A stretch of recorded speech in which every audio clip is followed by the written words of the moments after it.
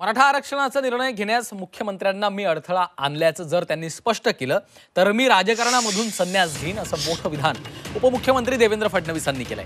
मनोज जरांगेंच्या आरोपांना उत्तर देताना फडणवीसांनी हे विधान केलंय। तर मराठा समाजाला आरक्षण देण्यात फडणवीसांची भूमिका मोलाची असल्याची प्रतिक्रिया मुख्यमंत्री एकनाथ शिंदेंनी दिली आहे।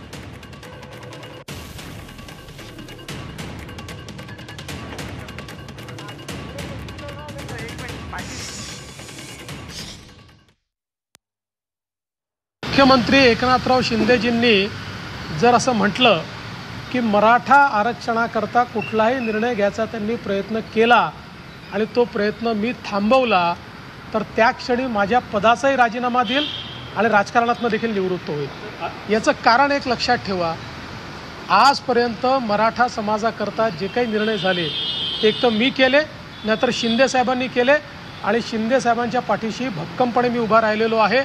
त्यामुळे अशा प्रकारे जाणीवपूर्वक नरेटिव्ह तयार करण्याचा प्रयत्न अतिशय अयोग्य आहे। मी पुन्हा एकदा सांगतो, शिंदे साहेबांनी जर या ठिकाणी सांगितलं की मराठा आरक्षणाकरता त्यांना निर्णय घ्यायचा आहे आणि त्या निर्णयामध्ये मी अडथळा निर्माण केला आहे, मी निर्णय होऊ दिला नाही, त्या क्षणी राजीनामा देईल आणि मी राजकारणाचा संन्यास देखील।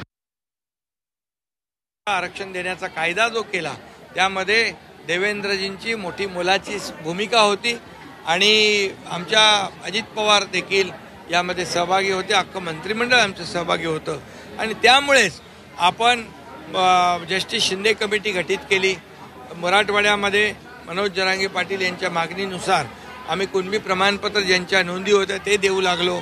ते दिल्यानंतर जे सुविधा होत्या, जे मराठा समाजाला ज्या सवलती होत्या ते देण्याचं काम केलं आणि मराठा समाजाला आरक्षण जे 10% देण्याचा निर्णय आम्ही घेतला